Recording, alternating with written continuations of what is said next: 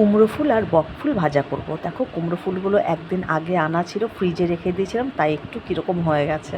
তো যাই হোক, ফেলে দেইনি, পয়সা দিয়ে কেনা। তো যাই হোক, একটা ব্যাটার গুলে নিয়েছি।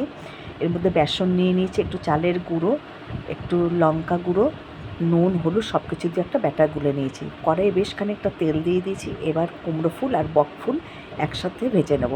দেখো, ওই পাশে একটা বক ফুল দিয়েছি আর এ পাশে কুমড়ো ফুল দিয়েছি। কুমড়ো ফুল বক ফুল ভাজা খেতে কিন্তু ভীষণ ভালো লাগে, গরম গরম ভাতে ডালের সঙ্গে দারুণ লাগে খেতে।